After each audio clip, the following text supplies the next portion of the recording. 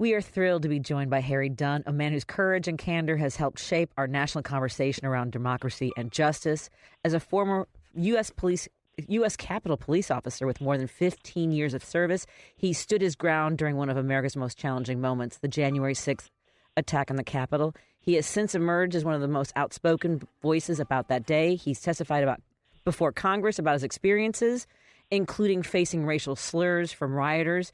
After he left the Capitol Police, he ran to be a congressional member in Maryland and is continuing to advocate for democratic institutions across the country.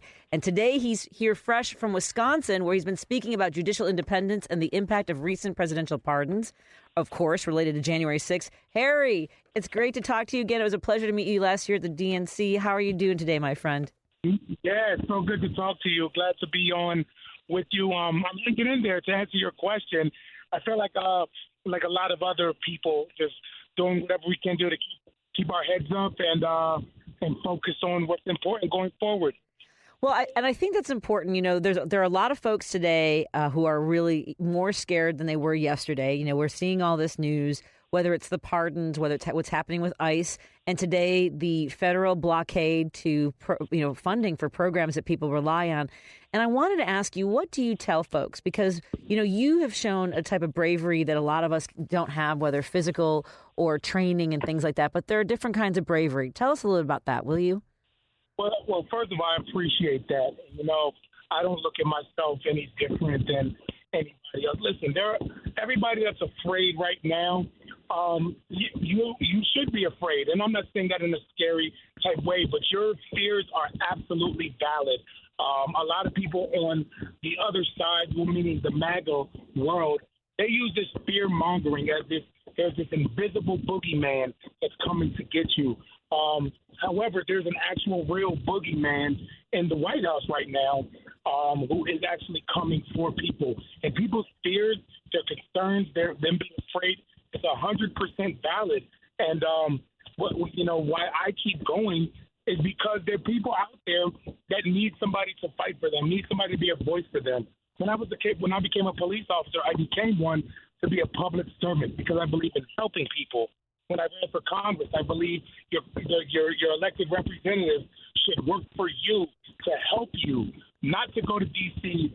and kiss the ring as so many have chosen to do when somebody comes into office that doesn't align with the majority of the people in people's districts. Well, and that's the thing is, you know, when you talk about what, you know, growing up and what you thought of as what responsibilities were, what it means to serve Americans, I also, do you find it challenging to reconcile the fact that we have a different idea of what human decency should be, like how we should treat each other, how we should care for one another, how we should, just even conceive of democracy and what this entire experiment is, right?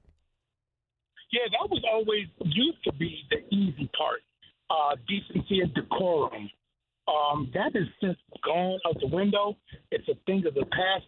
And, you know, you can't even have a decent conversation with people. When even on social media, if this interview, I'm sure I'll be met with, you know, a bunch of insults and it's unfortunate because it has led to this climate that we're in right now, where right now regarding January 6th, it's not even about, like, people can't even acknowledge that it was a terrible day where police officers were brutally attacked. And people can't even come to grips with acknowledging that as bad because somehow that's a political issue. Right. It's not. I mean, it's pretty clear the violence that unfolded. And what did you think yesterday when you learned that one of the guys who was pardoned was shot and killed in an altercation with police officers? You know what? Like when I talked about, in my book I wrote about these people that attacked the Capitol. Now, yes, let's be clear, because I don't want to hear, well, there were people. Listen, there were people at the Capitol on January 6th who did not beat police officers. There were people there who peacefully protested, who did not storm and raid the Capitol, who were appalled by what they were seeing. Those individuals existed. Full stop. Now, you go on and say that there were individuals there who went there strictly to beat the crap out of police officers, who went to attack people who were violent individuals before January 6th, that didn't just get caught up in the moment. So that's why, like, these pardons, these blanket pardons, they're not confusing. They're just ignorant. They're just ignorant. Anybody not condemning them is supporting them. These individuals have had, a lot of them had criminal records before January 6th. That's why some of them were in prison so long, because of their prior criminal history. They didn't just get 3 months for, walking around the Capitol. Yeah, that was your third offense, and then a violent offense. A lot of these individuals were already career criminals, and I'm not surprised to see so many of them in a short period of time already having run-ins with the law. Absolutely. And I was thinking about that. It was the day of January 6th, was the day of the attack on the Capitol your last day, or did you serve? I'm not sure of the timeline. Or did you serve after that? Sure. I served almost 3 years after the attack on the Capitol. Wow. I left the department December 17th of 2023, going into 2024. No, I'm sorry. I know. Yeah, we are in 2025. yeah, 2023. Going into 2024. I left about 2 weeks short of January 6th, of it being 3 years. Wow. Well, how so was I continued to serve. Yeah. Continued to after that.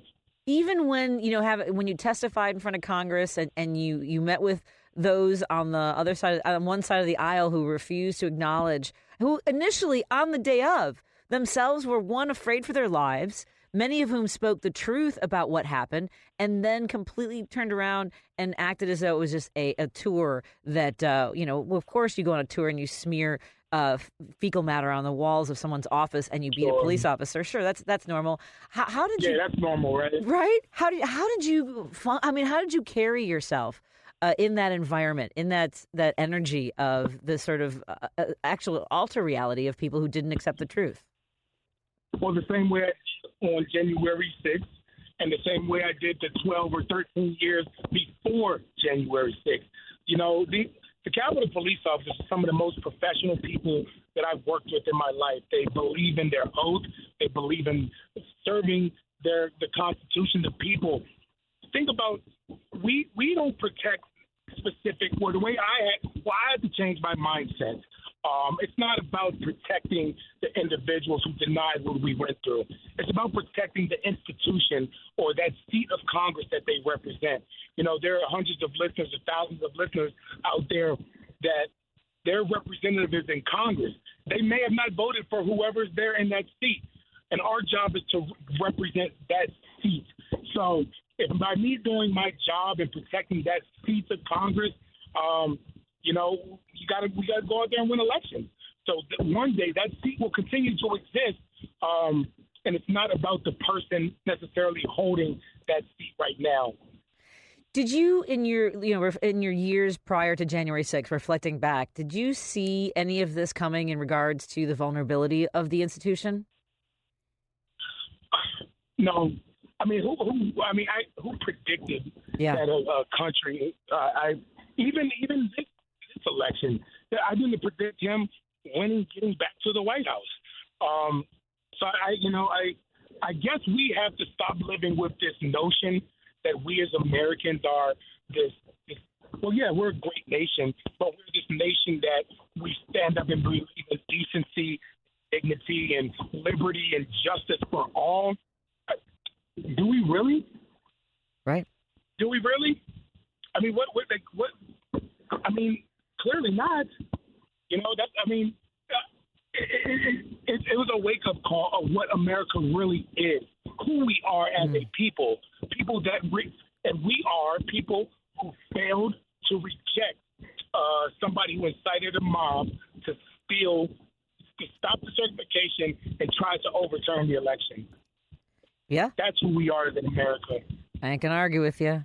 Have you in the work that you've been doing since you left Capitol Police and ran for office, have you had the opportunity to come across somebody who maybe had thought one way before, but having a conversation or had came to the same place that this is vulnerable, that this is going down the wrong path of wanting to basically burn it all down?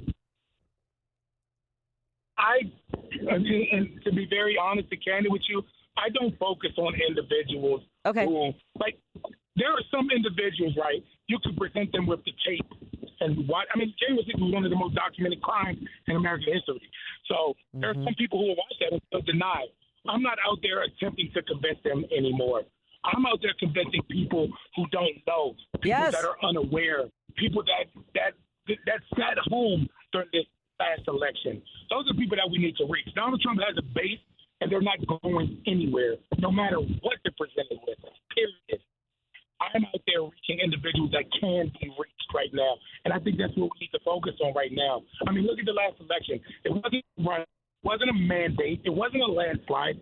I mean, it was less than 1 million votes or something like that. I mean, I don't know the exact number, but it was very close.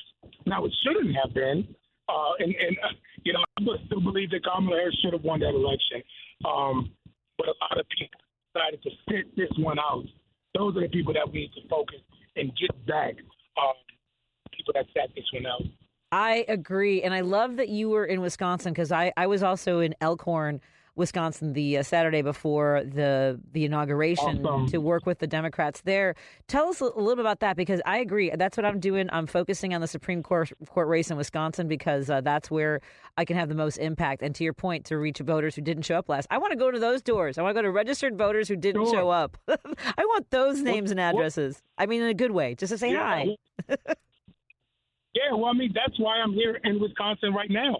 There's that Supreme Court race that's coming up. There's an individual that is running that has failed to condemn the pardons by Donald Trump.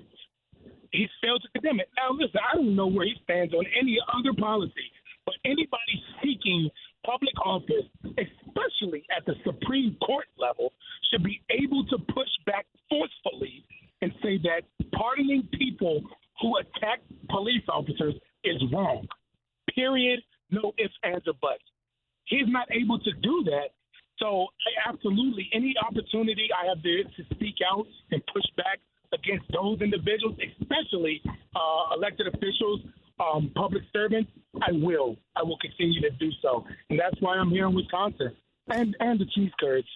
I was going to say, if you had a chance, I highly recommend going to the Brat Stop. It's in Kenosha. It's fantastic. Okay. I know people will tell you Mars. I know that next visit. Visit. People will tell you Mars Cheese Castle, but don't sleep on Brat Stop. It's fantastic. I mean, there's so many great stops in Wisconsin. Before we go, listen, I get excited about Quick Trip. Like, I know. Have you tried? I am not hard to please. They have two things. They have good fried chicken and good donuts. They have good blueberry donuts. That's yeah. The donuts are fantastic. So good. Yes. So good. Before we let you go, because I know you're busy and traveling around a lot. When are you coming back to Wisconsin before the April 1st election for the Supreme Court? I don't have anything on my calendar right now. I'm not opposed to it, so we'll see how things continue to play out. Okay. But that leads me to the point. We all got to do something. Like the people that are in dismay and want to throw their hands up and quit. I get it. You feel helpless. What can we do? We have to focus on what we can do right now. And there's an election, like you said, in April. In 2025, there are gubernatorial races all across the country. In 2026, we have the midterms.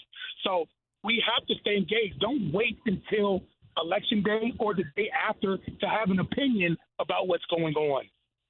Excellent. I really appreciate that, my friend. It's Harry Dunn. And where do you have a website, social media, like to direct folks so they can follow the work that you're doing? I use Blue Sky.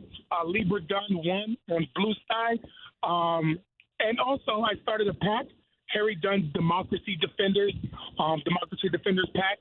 Check it out. We believe in supporting pro-democracy candidates and do whatever we can do to restore decency and preserve democracy. Well, thank you so much. I want to thank you for the service that you provided this country in the service of the Capitol Police and in the service you're doing now to get the word out there that we have to get involved, do something. Everyone can do something. Thank you so much, my friend. Harry Dunn. Have a great. Thank you. Be Thank safe you in so your much travels. for having me. You too. Of course. We'll talk to you again soon. Bye-bye. Bye.